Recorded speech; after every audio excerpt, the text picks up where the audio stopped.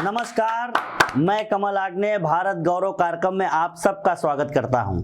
देश और धर्म की रक्षा में जब भी कोई सैनिक बलिदान होता है, जब भी कोई योद्धा बलिदान होता है, तो वह अकेले बलिदान नहीं होता, उसके साथ साथ उसका पूरा परिवार बलिदान देता है। उसकी माँ अपने बेटे का दान दे देती है, उसका पिता भी अपने बेटे का दान दे देता है, लेकिन उसके सर्वाधिक पास रहने वाली, सर्वाधिक निकट रहने वाली उसकी पत्नी के द्वारा उसके सिंदूर का बलिदान हो जाता है। उस सिंदूर के बलिदान को प्रणाम करते हुए कहीं पद्मिनी शर्मा ने यूं लिखा कि जो भी दिया है सदा भरपूर दिया है, सरहद को अपनी आंख का ही नूर दिया है, एहसान उसका कोई भला क्या चुकाएगा, जिस नारी ने इस मुल्क को सिंदूर दिया है, जिस नारी ने इस मुल्क को सिंदूर दिया है। मैं देश की स्वनाम धन्य, जाज्वल्यमान और कीर्ति रथ पर इस समय जो सवार हैं, जिनकी कविताएं बहुत अत्यधिक वायरल हो रही हैं, ऐसी शिखा सिंह ऊर्जिता को कानपुर से भारत गौरव के मंच पर अद्भुत कविता के वाचन के लिए आमंत्रित करता हूं। नमस्कार, मैं शिखा सिंह ऊर्जिता कानपुर से आप सभी के समक्ष उपस्थित हूं रसराज स्टूडियो के भारत गौरव कार्यक्रम में पुनः एक बार अपनी प्रस्तुति देने के लिए। मित्रों, जैसे कि हम सभी जानते हैं कि हमारा देश यदि किसी कारण सुरक्षित है तो वो है हमारे देश के सैनिक, हमारे देश के सीमा प्रहरी। परंतु जब कभी भी सीमा पर कोई सैनिक शहीद होता है तो अकेले वो ही शहीद नहीं होता, उसके साथ शहीद होता है एक पिता का भरोसा, उसके साथ शहीद होती है एक माँ की ममता, और उसके ही साथ शहीद हो जाती है एक पत्नी की अखंड सौभाग्यवती रहने की इच्छा। आज की मेरी रचना ऐसी ही एक इच्छा पर आधारित है। मैं आज की अपनी इस अगली रचना को समर्पित करती हूँ उन सभी सधवाओं को, क्योंकि मैं विधवा नहीं मान सकती कभी भी किसी शहीद की पत्नी को, क्योंकि हमारे यशस्वी प्रधानमंत्री जी ने एक शब्द दिया है वीर वधु, ऐसी सधवाओं को। तो ऐसी वीर वधुओं को मैं समर्पित करती हूँ। मैं हर उस निकिता ढोंडियाल को समर्पित करती हूँ, मैं हर उस कर्नल संतोष महादिक की पत्नी लेफ्टिनेंट स्वाति महादिक को समर्पित करती हूँ ये कविता। मैं समर्पित करती हूँ मेजर अनुज सूद की पत्नी अनीता सिंह को ये कविता, और हर उस नारी को मैं समर्पित करती हूँ ये कविता जिनका नाम मैं यहाँ पर नहीं ले पा रही हूँ। उनसे करबद्ध होकर के, क्षमा प्रार्थी होकर के मैं आप सभी को ये कविता समर्पित करती हूँ। मैं वर्णन करना चाहती हूँ एक स्त्री की मनस्थिति का, एक स्त्री की जीवन स्थिति का। जब उसका पति सीमा पर शहीद होता है तो उसके दिल पर क्या बीतती है, मैं एक कविता के माध्यम से आप सभी के समक्ष रखती हूँ। बहुत बढ़िया। नख से शिख तक श्रृंगार अनूठा नारी करती जाती थी, करके फिर याद पिया को पल पल दर्पण से शर्माती थी। मांग सिंदूरी थी उसकी, पैरों में महावर शोभित था, माथे पे सितारा बिंदिया थी, जूड़ा वो पुष्प पल्लवित था।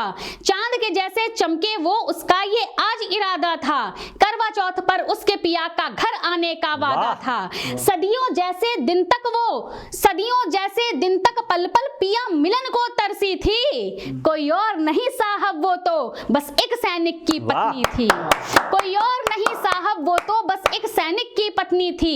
उस नभ और इस धरती का वो मिलन क्षितिज क्या सुंदर था, प्यासी भूमि वो राह तके जिसका बस आता अंबर था। जरा सी आहट पाए तो देहरी तक दौड़ के जाती थी, लौटे भारी कदमों से मन वहीं छोड़ कर आती थी। लौटे भारी कदमों से मन वहीं छोड़ के आती थी।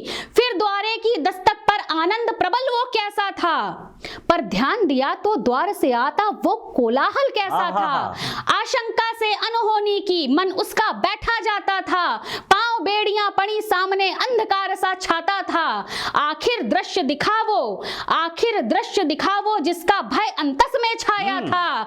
रक्षक राष्ट्र ध्वजा का जो था ओढ़ तिरंगा आया था, रक्षक राष्ट्र ध्वजा का जो था ओढ़ तिरंगा आया था। सदा सुहागन की इच्छा का भाग्य सदा को सो गया, वो चांद जो करवा चौथ का था वो आज कलंकित हो गया, वो चांद जो करवा चौथ का था वो आज कलंकित हो गया। कातर दृष्टि वो पूछ रही तुम कहां गए मुझे छोड़कर, सिंदूर मांग का पोंछ के मेरी लाल चूड़ियां तोड़कर। वृद्ध नयन में नीर लिए पल प्रलयंकारी क्या होगा, वृद्ध नयन में नीर लिए पल प्रलयंकारी क्या होगा। और बेटा जब बाप के कांधे हो कुछ इससे भारी क्या होगा, बेटा जब बाप के कांधे हो कुछ इससे भारी क्या होगा। खुले तभी उस देवी के जो नैन पड़े निस्तेज रहे, उसकी गर्भावस्था के बस अंतिम दिन ही शेष रहे। यहाँ से पीड़ा अंत नहीं होती है, यहाँ से पीड़ा का एक नया आरंभ होता है। तब मैं कहना चाहती हूँ कि खुले तभी उस देवी के जो नैन पड़े निस्तेज रहे, उसकी गर्भावस्था के बस अंतिम दिन ही शेष रहे। नन्हे सैनिक से हुई धन्य फिर उस माता की गोदी थी, प्रतिरूप पिता का है बिल्कुल ये बोल के दुनिया रो दी थी। प्रतिरूप पिता का है बिल्कुल ये बोल के दुनिया रो दी थी।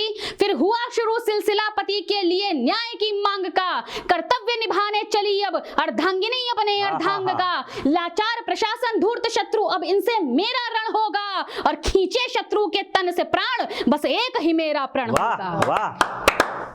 खींचे शत्रु के तन से प्राण बस एक ही मेरा प्रण होगा। सरकार प्रशासन संसद के मौनी जाने क्यों डरते हैं, निंदा करते थे कड़ी सदा अब भी बस निंदा करते हैं।